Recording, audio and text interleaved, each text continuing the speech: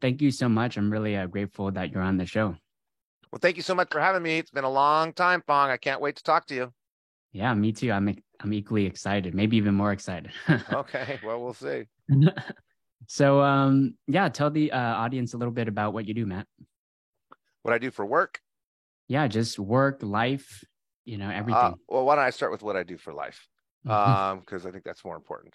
So I Mhm. got two kids. Jake's at Tulane. He's a junior studying business and design, business marketing and design. Thought he was going to have to go for an extra semester and found out yesterday that he doesn't. So he'll be graduating next year. He's doing great. He was crazy as a kid, and he's just developed into a little angel. Kennedy's a senior going to Northeastern, starting off in London. And then Jill has a baking business. And so what I like to do is have an evening routine where I get a little time with my daughter, who, 16 to 18, they don't really want to spend time with their dad, but I muscle it as much time as I can.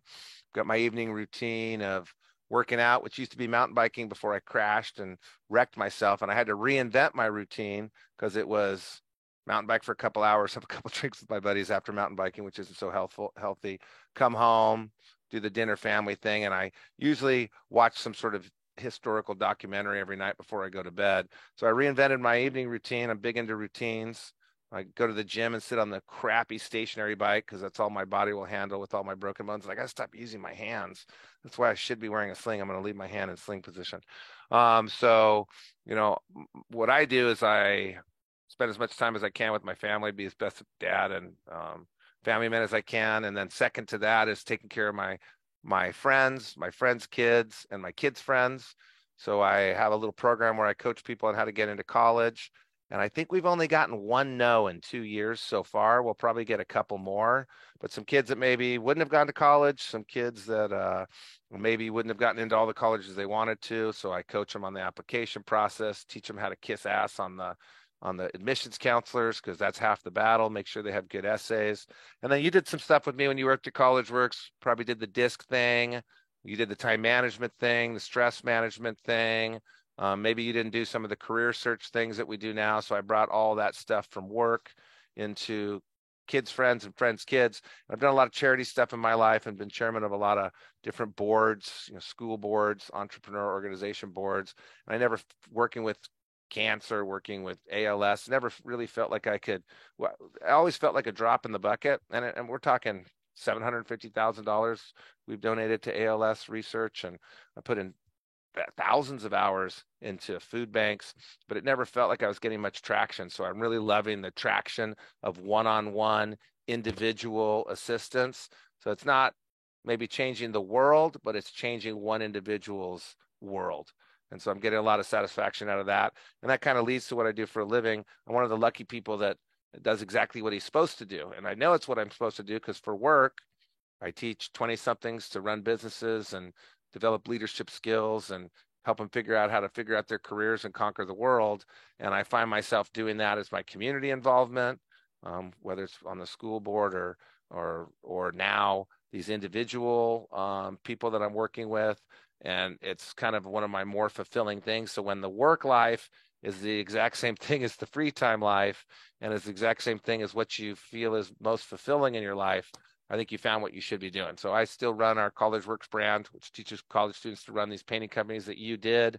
We have a gigantic commercial construction company. We have a pretty darn big home improvement business, Empire Community Construction and Home Genius Exteriors. And they're doing wonderfully, great culture, winning all sorts of awards, growing, making a lot of money. I still spend my time in that sweet spot for me, which I'm so happy I've got partners in my business that allow me to do that. And then I also work here at our Palace on Langley, overseeing the operations of all our businesses. Wow, that's a full life. Yeah, Um, purposeful life, oh, purposeful life. purposeful Oh, life. that's the fifth one. Life coaching for all the district managers nowadays. So we do Oh, 3 year nice. goals, 1 page plans, meet once. That's what I've been doing today, meeting with these people, not talking about work, but talking about their life, which makes them Mhm. work better. But I don't get everybody for very long. I've got a stepping stone organization. So I want to give them the best, which for me is, 25 years of touring the world, reading books, meeting speakers, hanging out with the Dalai Lama once. And if I could get the top 5 things that I got out of 25 years and give them to these people in 2 years, save them a bunch of Mm, time, and then I believe in palm down giving, so I'm not looking for mm, anything, but it is nice when you feel good after doing it too. right. Absolutely. So that being said, one of the things I really admire about you is your passion for helping the youth, the next generation. And so I'm sure you've heard The like, youth. There's an ad that somebody says the youth, and they go, "Did you just say the youth? You can't say the youth. What are you, 95 years old?" sometimes I feel that way. Yeah. So yeah, and I'm sure you've, like heard it a lot, like a lot of generations that are typically older trash the youth, right? Trash the future generation. Like, for example, you hear like TikTok, like China's TikTok is rotting the kids' brains, in China, it's like their app is totally different than ours. Their app is like your feed is all sciences and astronauts and, like inspirational things to get kids to want to dream and do something productive for society. And then over here we get dance videos and pranks. Here we get asses. Right. Yeah. So like what are your thoughts on Gen Z? Do you feel like it's as bad as people are saying, or like what are some And things that you you're the see? second person. I was on a podcast the other day with John DeJulius. I forget what his podcast is called, something about the customer service revolution. And Mm, he's a guru in customer service, and he's the guy that introduced me to the Gen Z guy, the guy that wrote the Gen Z book. He mm, said the same thing. He said, the Gen Z generation's getting bagged on, and this is what he said, quote, "I always tell people you're the ones that raised them." And I sat there mm-hmm, thinking, I'm like, I've never heard anybody bag on Gen Z. Now, millennials, I've heard people bag on from mm-hmm. both ends, from the Gen Z ends, bag on them and learn to not throw things out on social media the same way. And they have Snapchat instead of Facebook, so everything's a little bit more discreet. Learned maybe the value of hard work after seeing some things, learn maybe some longer planning because you can learn from the people that come in front of you. So I've heard the millennials bag on, which I don't think's right either. Mm-hmm. I've never heard people bag on Gen Z. Mm. And so, yeah, I mean, I've heard a lot of people bag on the millennials. Um, and say la vie, everybody's different. You can't characterize everybody in one Mm-hmm. boat, but I've never heard it about Gen Z. And the reason why I think there was some issues with the millennials, the first generation to have electronics through their whole Mm-hmm. life. Um, and there was a major recession during Mm-hmm. their development years that adjusted their outlook. And what is a generation? It's defined because they have collective experiences and collective beliefs, and usually there's one major thing that impacts them. And I'm sure the recession impacted them, and they realize it's not all about work, it's about life, and it's about love, and it's about happiness. Work is a way to get there, and some of them may have gotten a little confused and decided, I'll skip the work thing. And maybe some of them thought a little bit more short term, and they did the van life, which I believe you work hard early in life, and it's like you have compound interest on your effort. So if you do it early, you have a better life later. I've experienced that. If you start off late, you're so far behind that it's hard to catch up. So that's my philosophy. The millennial philosophy, some people may have a different one than that, and I don't know who's right or who's wrong. The Gen Zers, though, they learned about keeping some of your shit private, except for the ass thing, and I don't get the ass thing. I mean, if you're a good-looking high school student, you're just waiting for the day where you Mm-hmm. can get your ass out there and get some likes. And I think it's dehumanizing. I think it's sexist. I think it's distracting focus from what really matters for some of these people. And my daughter's got a lot of friends that have their Instagram posts, and Mm-hmm. most of them I'm not allowed into. But believe me, when I left town the other day, I wanted to see what was going on at my house. I went and found the Instagrams, and in between the people smoking weed in my living room, there was a lot of ass photos. But most of them are hidden. So the Gen Mm-hmm. Zs learn to keep things under discretion. I mean, thank God there wasn't video cameras for us Gen Xers. I'd probably still be in jail. Um, they learned the value of hard work. They learned patience to rise up to the executive role. Some of the things that the millennials were criticized for. And at the same time, they still want to find happiness. So they kept kind of the Mm-hmm. best of the millennials. At the same time, they know that, work is supposed to be part of your life, And it can be a mega part of your life. And it should be, in my opinion, when you're young, 80 hours a week, but it should be something that aligns with who you are and what you're doing and what your values are. So I think the Gen Zers may have taken some of the lessons from the millennials and put themselves in a great position. I find that, well, I've got numbers, Bong, because I've been working with these guys. I've been working with people. I've been frozen for 30 years, 31 years. Right. So if you're between 19 and 25, I've been working with you for 35 years, the best of the best. And the effort level went down during the millennials and now it's back up. So the quantity of work there, and they're all independent, you know that.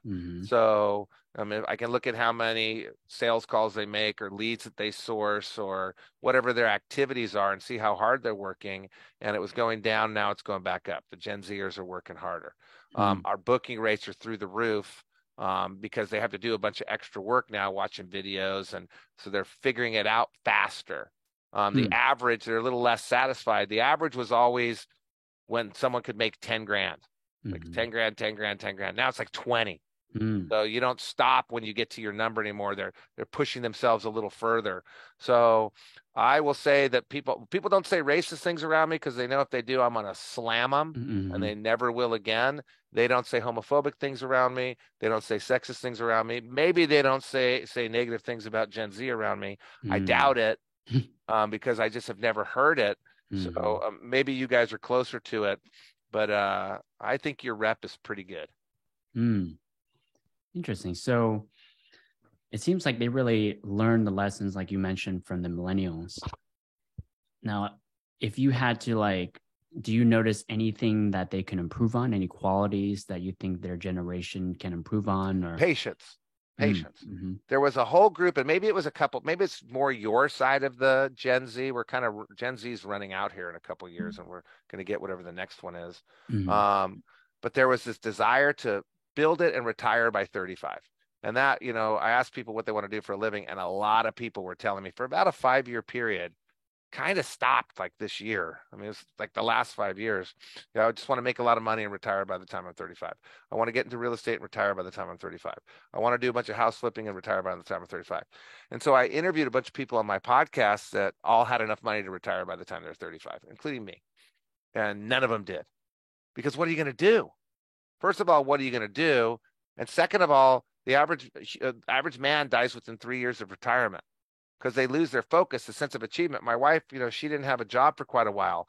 She became less effective. She became less happy. She now has this baking business because you close a deal, you get affirmation.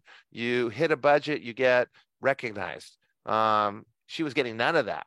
So what are you going to do? You're going to go golfing? Am I going to go mountain biking all day, every day? I mean, I can have a good time. I can do that. I can go mountain biking every day. I can go skiing every other week. I can read a bunch of books, or I can just keep doing what I love, make money, impact each other's lives. So I think there's this unrealistic, and you guys are going to live to over 100 years old. What the fuck are you going to do for 75 years? So I see a lot of people that have this unrealistic impatience. And then what is retirement? How much do you need? My trainer needs $1 million. I need more than that a year. Right. So different people need different things. But I'm set up to where I don't have to work. I'll become fat and my brain will slip, and I do it because I love it and it keeps me going. So patience, and then just the ability to retire at 35. Who cares? And I love the goals. I love shooting for the stars and hopefully hitting the moon. And I love pushing yourself. But I see people like that's their number one thing. I want to be done at 35 and have enough money. What if you don't? Right. What if you find a fork in the road and go a different way? So I think it's better to understand that you're going to be living a long time. Your goals are going to change. Your needs are going to change. You're going to try things out. Like you said, you've got this great Fongbo Media going, and maybe that becomes this giant monster. Maybe you sell it and go on and start another giant monster. But how could you? I mean, you're not going to stop doing social media marketing. You're not going to stop helping people grow. You're probably not going to stop doing your media stuff like this show. So be patient. And if you don't have your business idea, it'll come to you. Just success is luck. It's when you're prepared when opportunity knocks. You want to be an entrepreneur? Keep doing stuff. Work that job you're working while your side gig, your entrepreneurship starts until that one day, like happened for you today, I think you said yesterday, you get to eject and do your own thing. But if it didn't happen for 3 years, who cares? You're going to live 100 years. Right. You don't have to have all the money. You don't have, and you're definitely not going to have the wisdom. So there's a desire, millennials and Gen Z, to really be that person that knows everything. Wisdom comes with time and experience. Now, I think I have a lot of wisdom because I packed a lot into my first 50 years by flying around the world and being chairman of EO and meeting all these people and reading all these books. So maybe I'm wiser at 50 than someone that sat around doing nothing for their first 50 years, but I'm not as wise as someone else that, had more experience, because wisdom is experience plus time. If you add more experience, you can do it in less time, but no one's going to become wise at 27 years old. Right. You're just not there yet. So be patient, give yourself some credit, live in the now, enjoy what you're doing now. But I don't have a lot of faults with Gen Zers. Yeah. I'm 27. I rank Gen Zers up with me in the the Gen Xer crowd, the greatest of all time. Yeah, I'm 27, and I definitely find, it's what I'm learning is there has to be a balance. You hear people like Elon Musk saying, like, if you like give yourself 40 hours, right, to get something done, you'll take 40 hours. If you give yourself 5, you'll figure out how to get in 5, right? So there's that element, which is like time collapsing. But then there's also like, hey, things take time, and you also have to be patient, especially since we're going to be living longer. So I find myself in both, like moving back and forth. So I am, learning to be in the middle, and balancing it. I think you're a millennial, by the way. Yeah, I am. You're 27 years 27. Old. You're a cusper. Cusp, yeah. Yeah. Right at the cusp. Because Gen Z is 25 years old to 11 years old right now. One thing I'm kind of curious about, and I'm curious to hear your thoughts on this, is, during the pandemic, people were locked in their homes, and so the socialization. I loved it. Especially for kids, right? Like they need to be socializing. That's part of their development as a kid, socialize with others, but a lot of them were locked in their homes. And so we might not see the effects of that, like 5, 10, 20 years from now. And my wife, she's a PE teacher, and I asked her, like, hey, what, like, do you notice a difference between, like, the recent kids that are coming into becoming freshmen? She's like, yeah, huge difference. They can't really socialize, and they have a hard time having a conversation with you. So, I mean, what are your thoughts on that? What do you think the pandemic, what sort of effect do you think it has on, like, the future generations? Yeah, not good. Not good.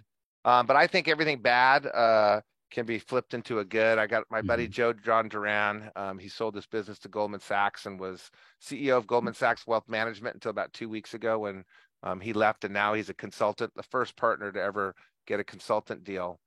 He grew up in revolutionary Rhodesia, which became Zimbabwe, sitting on a rock with a machine gun on his lap at 11 years old, waiting for the rebels to come and having to protect his family.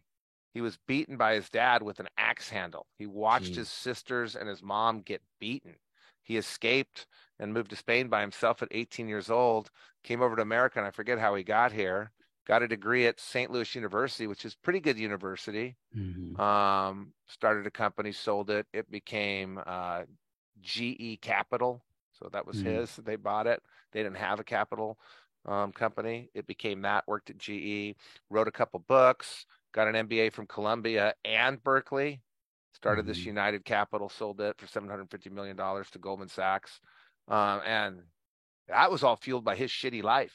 And you remember we had Johnny Schillereff, who was the founder of Element, come to talk to us.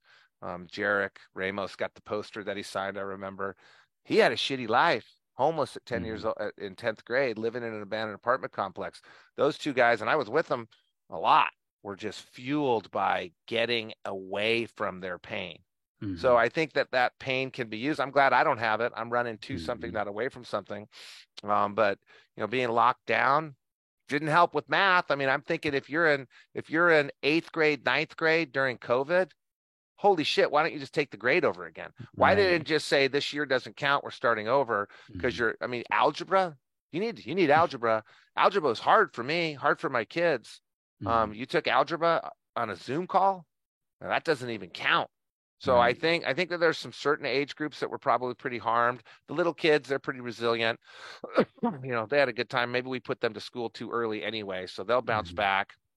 The college kids, last couple of years of college, first part of real life, they've already gotten themselves set up. But those developmental years and those crucial developmental years for the Mhm. middle school to high school kids, I mean, they didn't get the learning they were supposed to get. So I would be making up for that if my kids, I mean, my son graduated during COVID from high school, so he didn't have the graduation. Mm. Um, my daughter missed some water polo, but the math, I would be getting tutors. I would be retaking summer school for stuff that they did Mhm. before. I'd be making up for the stuff, and that's probably got to be pretty hard on their psyche. Pretty Mhm. hard to know their grades. They're not blaming anybody. They just, oh, my grades are lower. Right. My classes grades are lower. My school's test scores are lower. It's got to be hard on your psyche. The socialization piece. I mean, I shouldn't say this, but at least one of my companies doesn't hire Mhm. homeschooled people. Not a Mm. policy I came up with. I found out the hard way. I'm like, Mhm. someone just mentioned, yeah, we don't hire homeschool. What? You don't hire homeschool people? They had all the stats. Right. They can do well in school, but they were having reason why they didn't hire them is because they couldn't promote them. They could do Mm. well in the sales cycle and hiring Mhm. people, but when it came to the management side of it, they didn't have the social skills. So they could Right. never be promoted to a district manager or general manager. We're not hiring people for 1 year, so they stopped hiring them. And I didn't say Mhm. no, so maybe I'll get sued over this. I don't care. Don't Right. homeschool your fucking kids. They need to socialize. And I've got friends that do that too. And I talked to them about it, and maybe I'll lose some friends over it. But why take the chance? And maybe you Mhm. have religious beliefs, and I respect that. But what are you sacrificing to make sure that your kids don't learn about evolution or whatever it is that you're avoiding? So maybe that was Mhm. disrespectful. But they need that social, and so now they have homeschool plus an hour of socialization a day or plus teams. It's not the Mhm. same. You need to Right. be whacked upside by your friend. So, being stuck with no socialization, I think, is pretty shitty, pretty dangerous. Mhm. Missing out on in-person school, pretty shitty, pretty dangerous. Missing out on the athletics, pretty shitty, pretty dangerous. Um, I think they'll be resilient, but I think they need to be purposeful. And that you might find this Mhm. interesting, Fong. You won't believe what I hired the other day. I What? hired a company psychiatrist Wow. after 30 years. And why did I hire a company psychiatrist? Because unfortunately, I have a lot of experience with suicide and depression. And Mhm. it's not something I wanted. It started in seventh grade when my cousin died of suicide. Wow. And it's continued on to my business partner's son dying of suicide and a Mhm. lot in between. I didn't want my wife to get postpartum depression, but she got it. I didn't want her to have Mhm. anxiety, but she got it. I didn't want to struggle through 5 years of her accepting depression, and I didn't want to struggle through all the stopping taking the drugs and starting again, but I did. And, unfortunately, I have a skill set in helping people through those things. So I Mhm. was the guy. You worked in one of our companies, you were having a hard time, people just knew to call me. And so I'd Mhm. have these calls and, maybe 10 people a year. And Jill would get involved. Half the people would end up talking to Jill because they may Mm. have had, I'm not a psychologist, so I can't diagnose it. Some of them had symptoms of depression or anxiety that they called anxiety and depression, which is dangerous language. Right. They had, I don't have depression. I'm feeling sad today. I don't have Mhm. depression. Somebody around me passed away. I feel sad. Mhm. Um, so the language matters, but there's been real depression and there's Right. been real anxiety. And so Jill and I were helping people. And this woman that you may know from way back in time in Minnesota, who was one of the people that called me and needed some help. And I guess I helped her because she called me many years later and said, hey, can I refer a psychiatrist to her?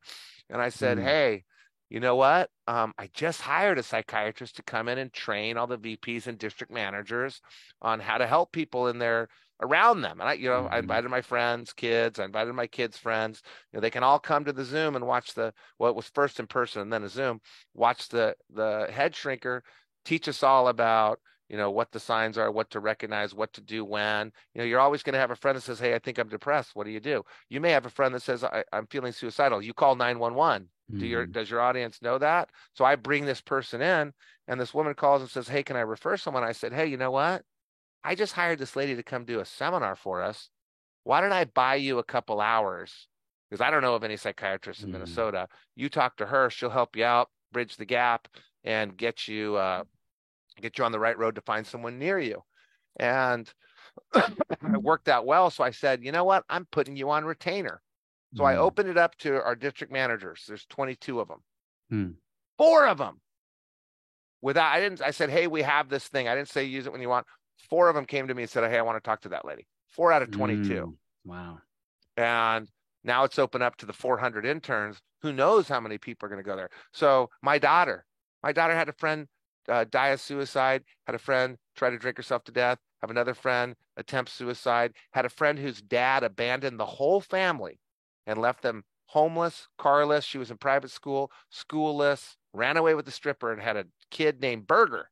And then another one that he named Fry. I mean, talk about a slap in your face. This beautiful, angelic, wonderful, motivated, super cool, wonderful girl has a dipshit dad. Mm-hmm. And no matter who you are, you're going to have internal shit going down that you're going to have to deal with that. And she's dealing with it. My daughter Mm-hmm. didn't even tell me that happened. I didn't know for 2 years because my daughter kept it all together. My daughter's going to need some therapy. So Right. I think there's going to be some long-term health effects. I think people need to take action. People in my company have never been to a therapist before. All of a sudden they're calling me like, I've never been to a therapist before. I thought I'd be lying on the couch and they'd be listening. I'm getting all these action plans. My life's getting better. I don't think I need to go back to that therapist. So I think there needs to be some proactive steps to deal with it. And I Mm-hmm. will say it can always get worse. Yeah. And the anxiety is real now. I mean, I feel bad for Mm-hmm. this generation. I had fear that Russia was going to bomb me. You guys got Russia, North Carolina, Right. North Korea, China, COVID, Mm-hmm. economic disaster, and let's not mention the world's worst human being next to Adolf Hitler. Donald Trump was our president. Holy shit. And now we have a completely divided country. Half of your audience is now turning off this call because they can't believe I just said Donald Trump is the worst human being that walked the earth next to Hitler. Well, it shouldn't be like that. We shouldn't. Lisa, you're talking about Lisa before. She's a Donald Trump voter. We're best friends. We go Mm-hmm. back and forth and have debate and end up friends. It's not Mm-hmm. that way anymore. So there's a lot of reason to be anxious. There's a lot of reason to have some sad times. There's also a lot of reason to be excited. Right. We're getting rid of fossil fuels. Mm-hmm. It seems that we cannot stop this job market. We just made a vaccine in a year that didn't exist before. We're launching people into space. Cars are electric and flying. I mean, who knows what's going to happen? But I can understand that are dealing with a hard time. I loved COVID. I hate to say this because Mm-hmm. I'm tired of traveling around the world. It sounds crazy, doesn't it? I'm tired of being in awesome places, meeting awesome people. Mm-hmm. I just want to sit at home. I want Right. to hang around with my local friends. I want to hang out with my family. So for me, it was a great time to reinvent myself, to dedicate myself to more exercise, to dedicate myself to my family, which I guess, and I was telling you about my broken shoulder blade and rib. I Mm-hmm. could sit around being bummed or I could reinvent myself. So there's some people that have an opportunity to reinvent themselves. And then there's some people that probably should be looking for how do I get help to get over whatever hump I'm on. And guess what? Mm-hmm. You're probably going to be using that same method for the rest of your life. Right. Yeah, you're definitely right. Like that's one thing I've observed. You hear things like fentanyl overdoses Oh, on the forgot about rise, that one. Forgot about yeah, that. alcoholism, you Yeah. hear anxiety, depression is increasing. And I think one of the problems is, and going back to patients, right? I think I saw a stat where like 1 out of 10 people are on antidepressants. So people want a miracle drug or something quick, that they could take to make their pain go away. But what about some of the things like that you mentioned, where you like have a discussion around what you're feeling and your anxiety, doing some of the things like I talked to had Nikki Kyoho. She was top 30 female entrepreneurs on my podcast on Tuesday. And she's like, the words that you use can affect how you think, And so I thought that was very powerful. Some people are using words like, why is Mm-hmm. this happening to me? Like they're asking themselves the wrong questions, right? Why is this Mm-hmm. happening to me? Why am I feeling this way? Instead, they should be asking different questions to themselves, like, how can I get out of this rut? What can I do to make myself feel better? Things like that. And so, I think there's definitely a balance with like using other tools besides, drugs. But, Well, for some people, drugs is necessary. there's different levels, and I think terminology is a real one. Am I Mhm. overwhelmed, or do I just have more to do? Right. Am I stressed out, or do I have a large to-do list? Mm-hmm. Do I have anxiety, or am I just very invested in this? Mm-hmm. Do I Right. have to work today, or do I get to work today? Do I have Mm-hmm. too much to do, or do I just have a full schedule? So, I mean, I probably told you this before. We got 7,000 negative thoughts going through our head at all Mm-hmm. times. You can't just ignore them. You got to grab them and refute them and let them go. Right. No, this stress is good Mm-hmm. because it shows momentum. I'm doing the right thing. Go. No, I'm Mm-hmm. not depressed. It's okay for me to cry because this happened. Let it go. So I Mm-hmm. think correcting your terminology is important. I'm a big believer in meditation and psychology, psychiatry, therapy, gurus, all that shit. Just getting it out there, getting a second opinion, groups that you talk to.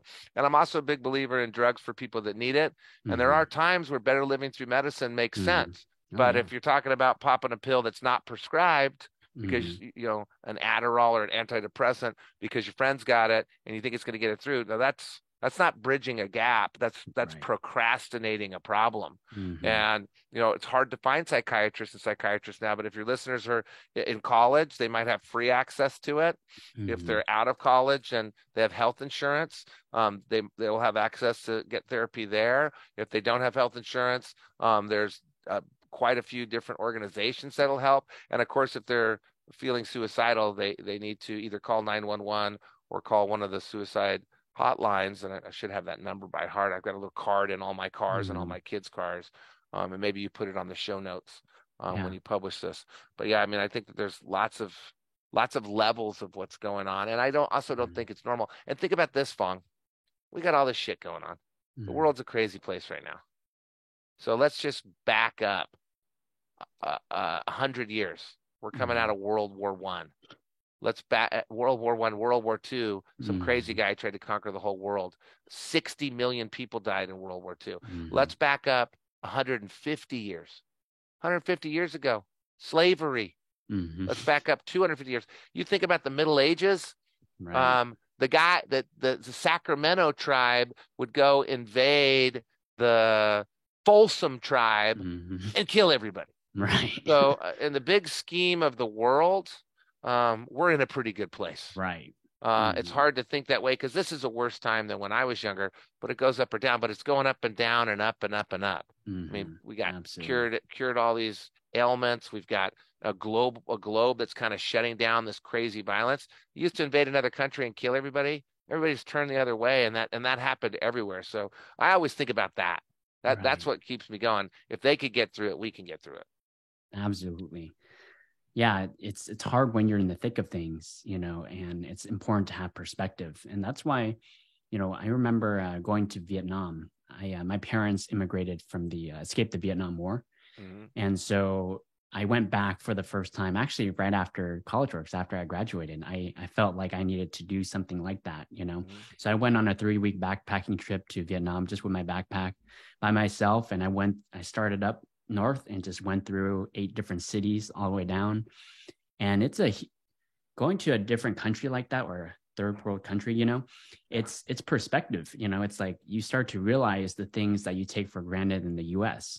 For example, like I remember I was in this village up in Sapa. They Hmm. didn't have electricity.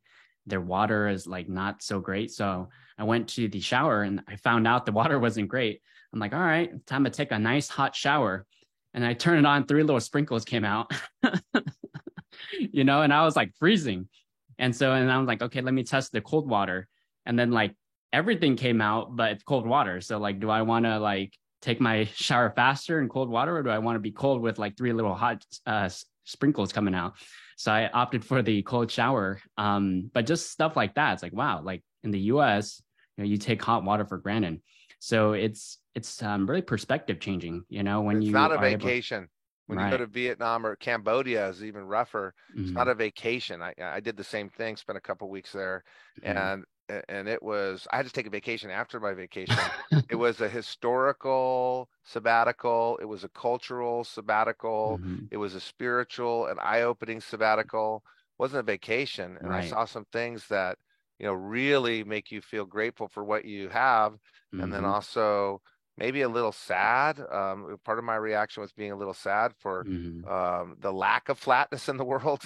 The economic flatness is not really there. And I saw people defecating into a river that they were fishing out of and selling the Wow. fish in the market, Jeez. literally 10 feet away. And I also saw the biggest smiles I've ever seen in Cambodia. Never seen a happier group of people, Mm-hmm. despite Pol Pot and things that have happened in Cambodia. Mm-hmm. But yeah, it's a eye-opening experience, and Oh yeah. I'm very happy that I do that and that my kids Mm-hmm. have done that. I think you need to do that. Yeah, and I also noticed something very similar there. Hmm. People, life is much more simple. People don't need many things to be happy. Hmm. Over here we need like a Lambo. We need like a really nice yacht to be happy. Like Rolexes. We Over think we there, they need, don't need any of that. I mean, they're in their slippers. Going with their shorts and the tank top, and they're happy. And so Mhm. I got that too. While I was there. I think it's hard to be happy if you're unsafe, Mm-hmm. or if you're starving. But beyond that, it's wants, not needs. And I think you're Right. right. People get lost in it, and it never ends. There's always Yeah. someone with a better car. There's always someone with a bigger house and a bigger plane. And even Mm-hmm. if you've got a $45 million airplane, there's someone with a bigger one. Right. So you can easily get lost in that, or you can live in the now and look for your everyday little wins, and Mm-hmm. really question what creates happiness. Because I find more often the wealth is a challenge to happiness Mm-hmm. than a creator. It does create freedom, and freedom makes some things easier. When you don't have to worry about shelter and food, it's Right. a lot easier to be happy. But Yeah. yes, I saw people starving and Mm-hmm. with big smiles on their face, and it was same with India, Mm-hmm. begging in the streets. 2-year-old girl with a picture of her with the biggest smile on her face because they believe in kismet. Mm-hmm. Hand of God may change your lot in life at any moment. Hand of God may come down and touch you, and they believe in karma yoga. Mm-hmm. You're not worried about the outcome. You're worried about the process. Do you have clear intention? Do you have sincerity of action to your intention? And do you have purity of heart? If you have clear intention, sincerity of action, purity of heart, you got to let go of the outcome Right. and enjoy the process. And I learned that from my buddy whose business went down. And right after it went down, he said that. And now his business is way back up because he Mm-hmm. didn't fester in the misery of losing everything. He Right. festered in the lessons of losing everything. Mm-hmm. And it changed my life when I lost everything. I thought of it that way. Yeah, I definitely agree with you. Like there's a certain, the hierarchy of needs. You need to get your needs met, safety, shelter, food, Hmm. Hmm. being able to survive.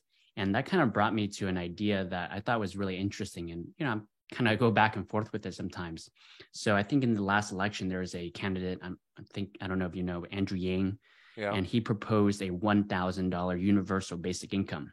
And his Yeah. thought process is, let's get people out of the basic needs with the $1,000. Now you can't survive with that. You still need to work. You need, but by getting your needs met, you can be more creative. You can be more empathetic. You can be more happy, and you can be more productive in society.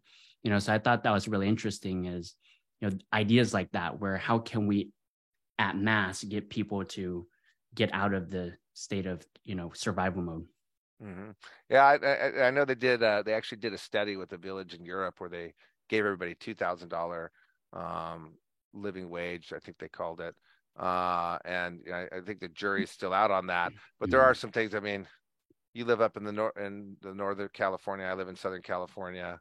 I mean, how do we have homeless people Right. the way we have homeless people? How I've been to Saudi Arabia. They donate all the apartment buildings to the homeless when they're a little bit more dilapidated. They're safe, but the homeless people have homes. How can they do that in Saudi Arabia and Mm-hmm. we can't do that here? And how are we having these ridiculous regulations applied to preventing us from building shelters where they have to be $600,000 a key? I've got a buddy, Boss Cubes, it's called BOSS Cubes, Mm-hmm. $10,000 a unit, standalone units. I went and toured some of the villages that they put out in LA, AC heating, little communities. It's Mm-hmm. amazing. I actually started crying when his daughter was explaining it to me. I said, this, you might be saving the world here. You got a marketing issue. You got to get this thing out. Mm-hmm. It's amazing. They've got 3 of the villages in LA. They've got one in San Francisco. And they're just going, and it's going to go crazy because for $10,000, you get a little mini tiny house per person. Mm-hmm. And there's dignity. Right. How do we live in America and we've got hundreds of thousands of people in California. And why are they all in California? Because the assholes in the Midwest ship them out here. They're not taking care of them. Bring them on. I'll take them all.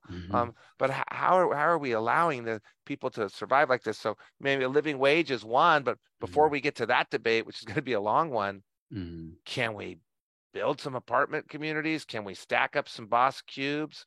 Can we put in some social work? Can we maybe spend some of our money in a different way than we're spending it right now to help this? Yes, we can. Yes, we can. And we've got lots of money. We shouldn't have this problem. It's kind of a disgrace on America. But I think it'll bounce back, and we'll come up with some solutions. And I think boss cubes might be one of them. And there's pallet houses. There's all sorts of solutions to make life better. So hopefully we figure that out. I don't know if I agree with the minimum living wage, but I do agree. And I'm a capitalist, and I was a Republican before I couldn't vote for a Republican president for like the last few elections, and now I'm seriously considering about not being. The only reason I'm a Republican right now is to sabotage the election. So I probably should switch. See if I could put up the least electable person. That seems to keep happening. Marjorie Taylor Greene. I mean, how do we have this? How do we have debates about machine guns? I mean, give me a break. How do we have debates about how have we let the two medias come so far apart that we have two realities in the world? I just bounce back and forth between both. But yeah, we need to do something. We can do better. We can do better. And hopefully one of your listeners will. Gen Z is going to solve the problem. Now, exactly. I mean, we haven't teed you up very well in certain areas, but you've been teed up pretty well in other areas. Can't wait till you solve the problem. And it's Gen Zers and millennials that are running all these different companies. Boss Cubes is run by, I think, a 25-year-old woman. So she's right on the cusp with you. Yeah, you know, one of the things I heard on a podcast, on the Joe Rogan podcast, he had this expert on who's an expert in homelessness, and he went to the Netherlands, and they used to have a really bad homelessness problem, and they pretty much solved it. They have no homeless, virtually no homeless on the streets. And what he learned, he talked to the guy that was kind of behind that, and they said, yeah, like there's carrots and sticks. You have to have compassion for the homelessness, but you also have to have discipline. You can't just let them live on the streets. You can't say, oh yeah, it's your right to live on the streets. You got to get your life in order. And so it's that balance between, not just being empathetic and compassionate and let them do whatever they want. It's also having like standards and guidelines that they need to meet in order to be a productive member of society. So I thought that was really an interesting conversation we had. And you'll see in some of these homeless areas, they self-regulate that way. There's one by my parents' house in Vallejo, California, right by the Vallejo airport.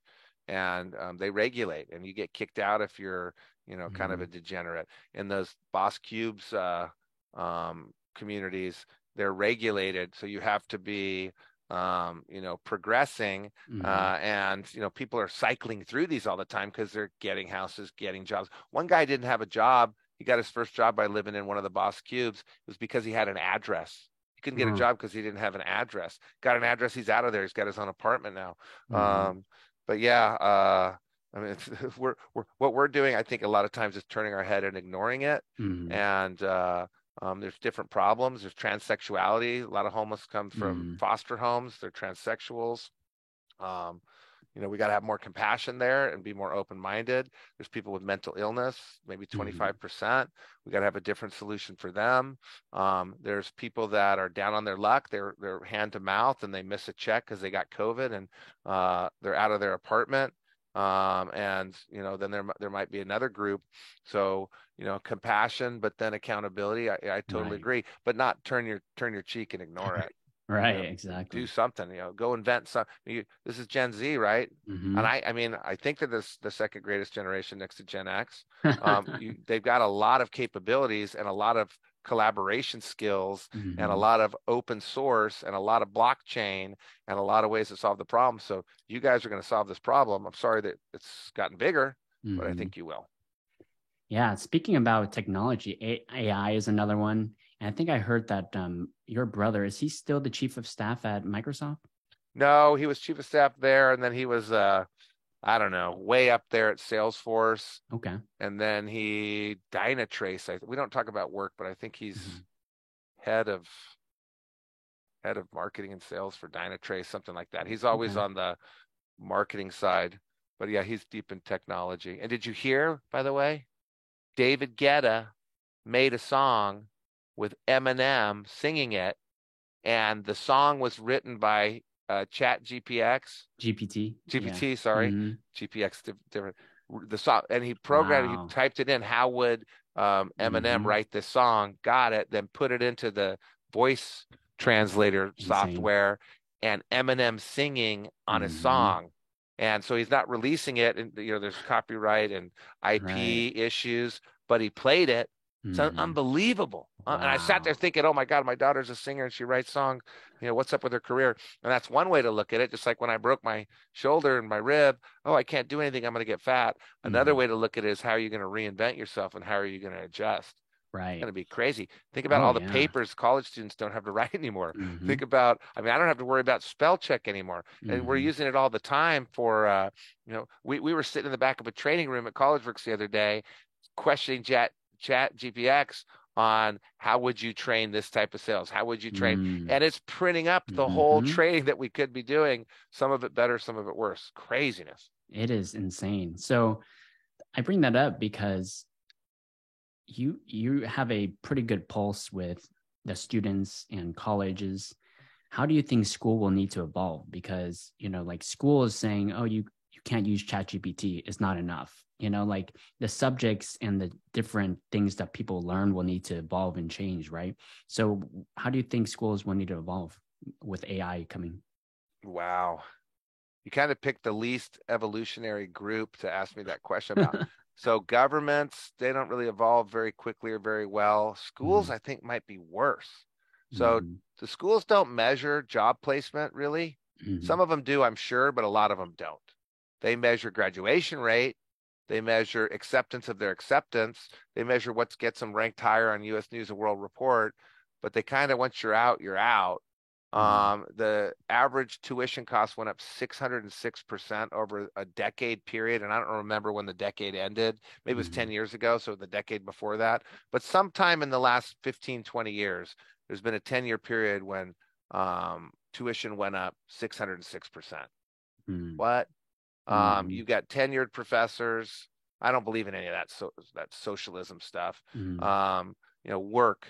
You got tenured professors that are making a lot of money and not doing shit. And I believe in people making millions of dollars if they deserve it. You got a Nobel Prize and you're at UC Irvine in chemistry making $2 million a year, more power to you. Mm-hmm. But their admin costs have spun out of control. I used to run a school. So, Mm-hmm. what percentage of your spend is direct student touching? That's what we used to Mm-hmm. talk about. And if the school counselor is counseling students, that's direct student touching. Mm-hmm. But the administrator going in and teaching one class for a weekend, that's not student touching. So what percentage of your budget is student touching? And the university system has just grown and grown and grown, and not a lot is student touching. And there's Mm-hmm. waste, waste, waste. So they're not very efficient. Um, they're not really, they're usually a little bit behind on the times. Mm-hmm. They're still, I mean, I'd say 90% of the universities in the country would rather have a kid work at Target for $12 an hour in the summer than run a business with me because they're still stuck in the hourly wage. And if it's not hourly wage, Mm-hmm. we got students making $90,000. The minimum is $6,000. That's Mm-hmm. more than you're making at Target over the summer. Minimum.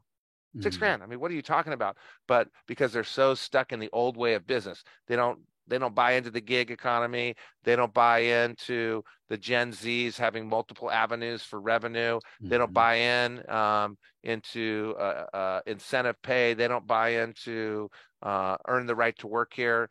They're stuck in this old hourly wage or minimum salary or this weird way of business from the 70s. It's not working that way. So, the schools are behind in placement. The schools are behind in measurement of success. The schools are behind in being open to the new way of doing things. The schools are behind in the gap between what people pay and what they get. The schools Mm-hmm. don't ever talk about all the majors that you actually get less money if you get a degree than if you never went and got a degree at all. Most Mm-hmm. of the schools, my daughter goes to Northeastern. I mean, they have a co-op problem. You have to have an internship. You have to have a co-op. Tulane, where my son goes, doesn't have that. Mm-hmm. Tulane needs to get with the program, and I love Tulane. Great school, it's been great for my kid. But I'm seeing more and more schools that require the co-ops. You don't get a job coming out of school if you don't have a great resume. My Mm-hmm. goddaughter looked for a year. and she worked here in HR for a couple of years. Just you need to get your shit together. So schools aren't evolving. You're seeing it. You have online schools. People don't care. Many of the best schools have an online program. Some of it's free. So you're going to see online schools coming up. There's a lot of trades that we're never going to get rid of. You're not going to have drones painting houses because it costs too much money to move the drone around to paint the house. You'll have them inspecting houses. So how technology is used is not what we thought. You're not going to have, a drone holding a fire hose. You're going to have a drone flying over to see where the other machine should put the fire hose. So I think the schools need to wake up. I really think they need to wake up. Some of them are doing a pretty good job, like I mentioned, Northeastern. Most of them aren't. And there's a disconnect, and people aren't going. I mean, how do they not notice this? COVID isn't the reason. It's the economics. I'm paying fucking 85 grand a year per kid to send them to school. Holy shit. I'm going to put solar on my roof. It pays itself back in 4 years. How long is it going to take for my kids to pay? And they're not paying me back, but how long would it take them if they were paying for it themselves to pay themselves back? Get with the program, universities. People need jobs. People need to use technology. Figure out how to harness not GPT. Well, I know it's GPT. I wasn't going to say GPX twice, but figure out how to harness it, not hope it goes away. I mean, they should be teaching them how to use it, and no student should ever be writing an essay again. Right. Like, we're not using typewriters.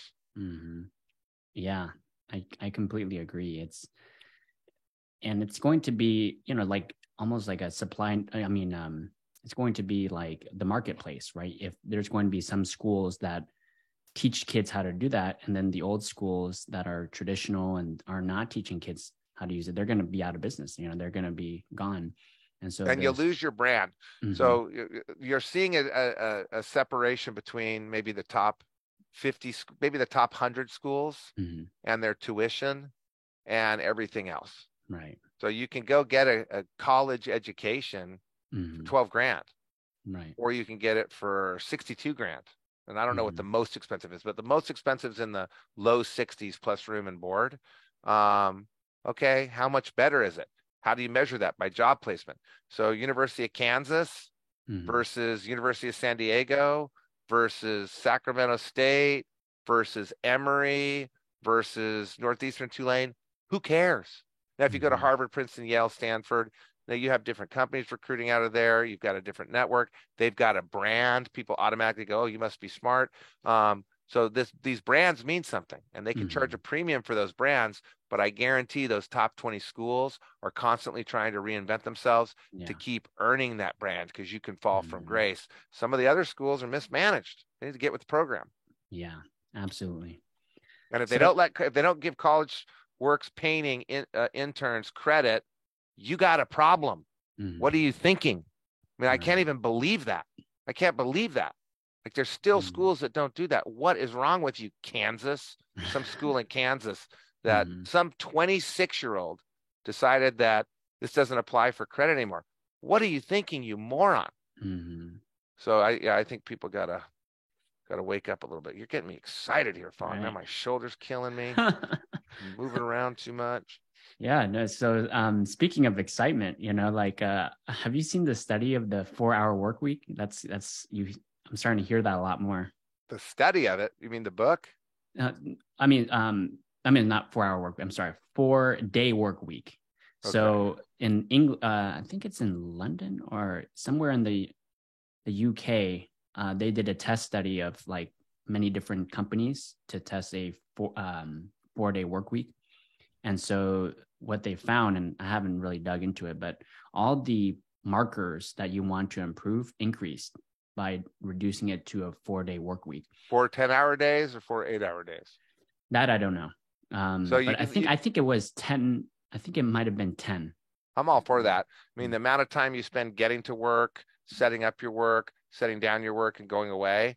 I mean, what is that? For me, it's an hour each day of driving, and let's call it another 30 minutes, an hour and a half. So if I could eliminate that hour and a half one day, that's an hour and a half more productivity. It doesn't matter if I show up at work at 7 or 8, if I leave at 5 or 6. So I'm all for it. I like taking time off. I like the side gig thing. I like vacations. So I'm all for it. Where I have a problem is maybe the Spanish model of or the French model of less hours per week. Mm-hmm. And the Spanish model, they have the siesta, so they go to work, come home, go to work, come home, kind of the opposite of what you're talking about. And it's affected their economy. France and Spain's economy has been affected. Companies don't go to those countries because of some of the policies, the political policies, but also some of the productivity. So, Mm-hmm. I mean, I'm all for a 50-hour, 60-hour work week. Mm-hmm. And I'm all for 100-hour work weeks when you're young and maybe 35-hour work weeks when you're old like me. I'm all for customization. Some people Mm-hmm. do better on online, some people do better in person. You got a choice. Some people do Mm-hmm. better 10-hour work days, some people 8, some people 12. You should have a choice. You get the Mm-hmm. government mixed in there and say, no, we're going to start a class action lawsuit against you because everybody needs a break every 2 hours. I don't take a break every Mm-hmm. 2 hours. I don't take any breaks at all. I walk Mm-hmm. around the office for 5 minutes every hour, but I Mm-hmm. eat lunch at my desk. I power through it. I couldn't even Mm-hmm. imagine always taking these breaks because you're winding down and winding back up. So Right. hopefully the studies make it up to Sacramento where you live, but that seems to be the town of cuckoos a lot of times. Oh yeah.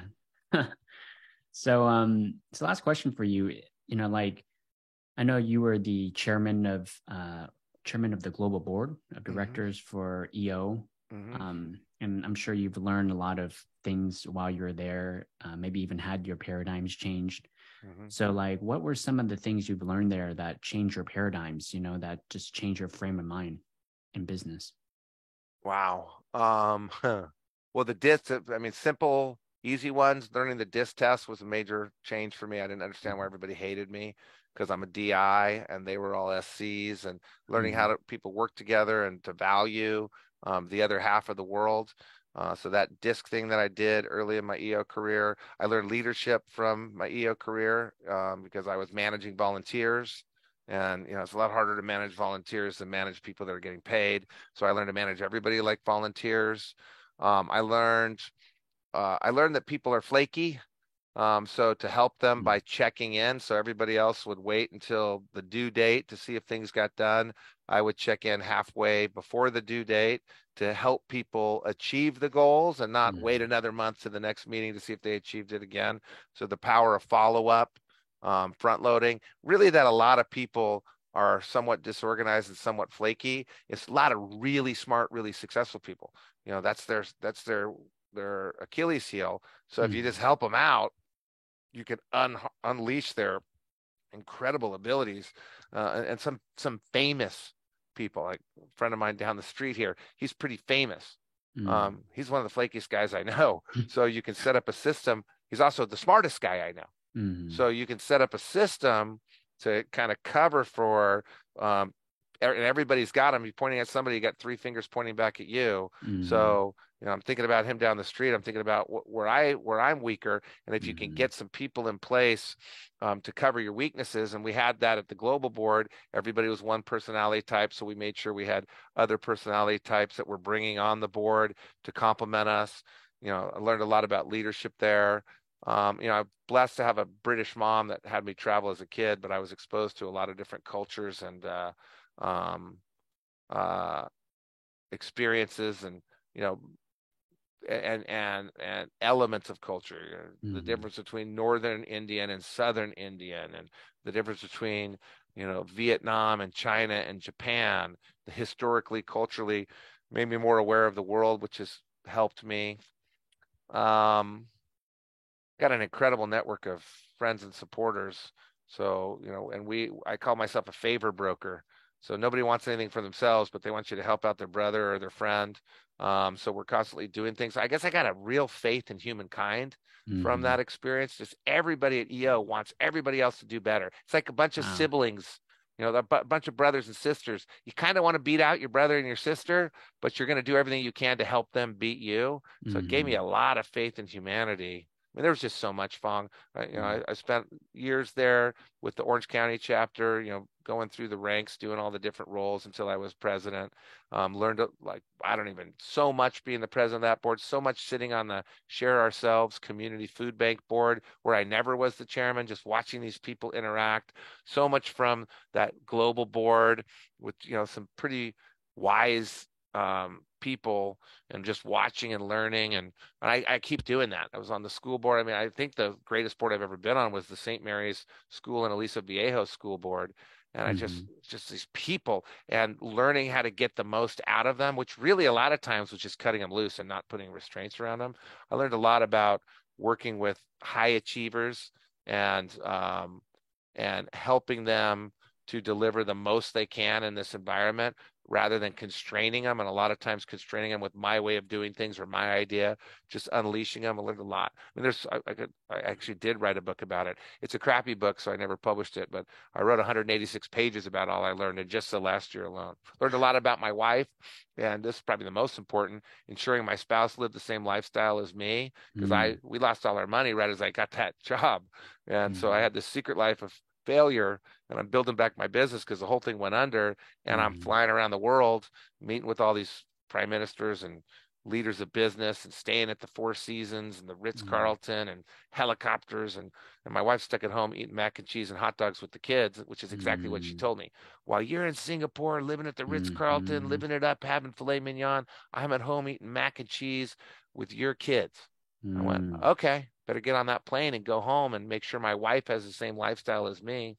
Mm. It was just a never ending, wonderful experience. I don't remember anything bad from being on the school board, from being on the EO board, from being on the Share Ourselves board, from being on the um, other boards I've been on that I can't remember right now.